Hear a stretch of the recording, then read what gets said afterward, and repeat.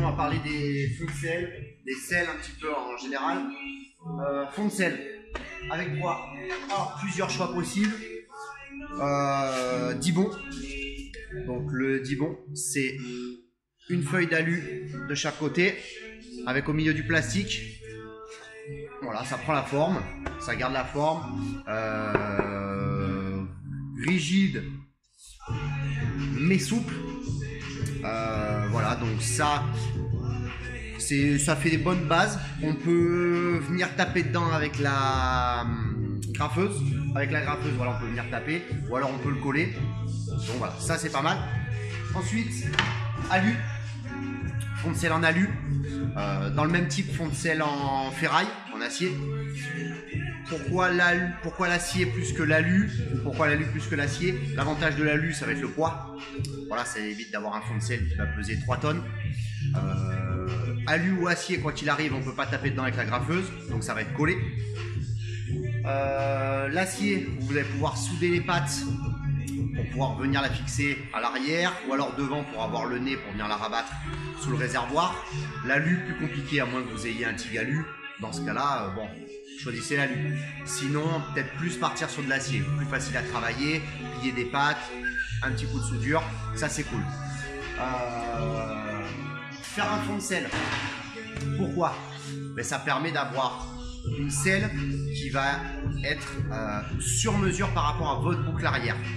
Dans beaucoup de cas, par exemple sur les Triomphes, rares sont ceux particuliers, je parle, qui vont s'amuser à tronçonner l'arrière. Donc en fait, ce qu'ils font, c'est qu'ils veulent du coup une selle qui va épouser la boucle arrière.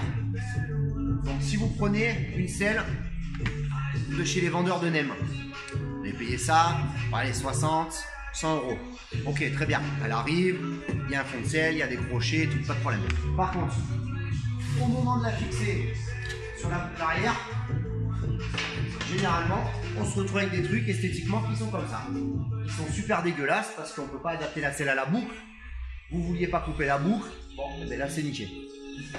Ensuite, deuxième problème avec les selles comme ça, c'est que si tu fais une moto, préparation moto, café racer, scrambler ou autre, c'est que tu recherches une machine unique. Est-ce que c'est vraiment intéressant d'avoir une selle que 40 de tes copains ils vont avoir? Parce que généralement tout le monde va acheter les selles comme ça, ils les prennent en marron, terminé. Ils les posent sur le cadre, derrière, sur la boucle. Ça fait dégueulasse parce que la boucle n'est pas du tout adaptée à la selle n'est pas adaptée à la boucle. Alors si tu fais un fond de selle, tu vas venir vraiment épouser ton cadre d'origine, et ensuite tu vas avoir quelque chose qui va se rapprocher de l'origine. Alors ça va te coûter peut-être 300 euros de plus. Après, ma foi, tu veux faire une moto personnalisée. Donc, on conseille ça dégage. Après, les revêtements, plusieurs revêtements possibles. Du Sky, du cuir, de l'Alcantara, du Ubu, de la peau de cul de chèvre retournée, du hérisson molletonné, ce que tu veux. Les dessins, tu vas pouvoir personnaliser tes dessins, tes motifs. Tu vas pouvoir avoir du quadrillage, du droit, tu vas pouvoir alterner l'un et l'autre. Ça, Lionel va vous en parler parce que lui, il adore faire les choses comme ça. Il a un super sellier qui s'occupe de faire voilà, tout un tas de motifs. Association de matériaux. On peut avoir Alcantara Sky, ou cul de chèvre retourné, ou des hérissons. Voilà, l'avantage en créant un fond de sel, c'est que vous allez personnaliser la selle, vous allez en faire une unique, et ensuite vous allez avoir quelque chose qui va être ajusté au millimètre. Ce qui fait que ça va faire propre et pas une selle générique posée derrière. Lionel va vous parler des selles. Il en a quelques-unes en stock qu'il vient de faire. Je pense que vous allez kiffer. Alors voilà, comme vous avez dit Bruno, je vais vous présenter 3 selles. On va faire assez rapidement. Voilà. La différence entre une selle IB et une selle faite sur mesure, elle se retrouve dans la qualité forcément. Donc on voit bien, toutes les coutures sont bien parallèles, aucun pli. La régularité, alors on retrouve vraiment le même nombre de points à droite, à gauche. Donc là c'est vraiment très particulier. Sur cette selle, NNB Design a passé énormément de temps. On va le voir en vidéo, après il a filmé quelques passages. Alors moi, particularité, je mets des M-Lock dans les selles. C'est bien, c'est sympa, je trouve l'endroit assez pratique. Ça c'est le fameux pot de cul de chèvre. dont parlait Bruno, c'est pas mal. Hein, ça finit bien le dessous, même si on ne le voit pas, mais au moins c'est fini. À savoir que, donc NNB, moi je fais des armatures en métal ou en alu, mais en métal ou en alu ce sera la même chose. Lui il va les rifter, j'ai décollé un petit peu la peau de cul de chèvre. Voilà, avec des gros rivets, c'est collé, rifté, donc ça bouge vraiment pas. Donc là encore une fois le M-Lock, un design un peu plus simple, un peu plus classique, c'est un peu mon classique ça, hein, la petite remontée comme ça, avec les losanges ou matelassage classique. Voilà. Le petit drapeau français, important. On avait commencé par une petite couture, c'était sympa, ça se voyait, c'était discret. Puis là on est passé là-dessus, c'est peut-être un peu plus sympa même. Et ça, voilà, ça c'est ma petite dernière. C'est pour mon ER6. Et ouais, c'est la révision de l'ER6, ouais. Donc voilà, l'important, Bruno parlait de faire des renvois. Cette selle, elle en est vraiment l'exemple. Donc là c'est que du métal, c'est rigide, c'est pas de la mousse qui descend. Tout simplement parce que c'est de l'Alcantara, c'est un peu difficile à travailler, donc NNB a dû vraiment tirer sur les matériaux pour que ce soit bien tendu. C'était vraiment important que je fasse des renvois de partout, donc c'est tout rigide. Voilà, quand voilà, en pression ça ne bouge pas, c'est une selle qui risque vraiment pas de bouger. C'est important parce que voilà, je lui file l'armature, lui il suit exactement ce que je lui donne, et puis quand je repose la selle sur la moto, forcément ben, ça va jointer de partout et ça va être vraiment nickel. C'est la différence avec les selles chinoises, comme expliquait Bruno tout à l'heure. C'est vraiment une selle, voilà, c'est la grosse différence. On voit bien les coutures, c'est parfait, c'est personnalisé, c'est pas une selle qu'on va retrouver de partout, donc ça c'est assez sympa, forcément. Toujours le petit drapeau Frenchy. On va regarder ça en image. NNB a filmé pour nous quelques passages des créations. Vous allez comprendre, surtout pour celle-ci, le temps qu'il a mis pour coudre tout ça. Bon, il m'a un peu maudit pour le coup. Mais bon, c'est son métier en même temps, hein. Il faut bien que... Voilà, hein, c'est son problème, quoi. Et merci à lui déjà d'avoir joué le jeu. Moi, je travaille avec eux déjà pour la qualité. Vous avez, bon, voilà, c'est toujours nickel. Je suis toujours très très content. Le prix, ben, forcément, c'est plus cher qu'une selle chinoise, mais c'est une selle personnalisée. Elle est unique. Celle-ci est unique, celle-ci aussi. On ne la retrouvera pas deux fois. Forcément, ça a un coût. C'est fait à la main. Voilà, c'est ce qui va faire aussi la différence sur les prépas, comme on dit à chaque fois. Allez, à tout de suite.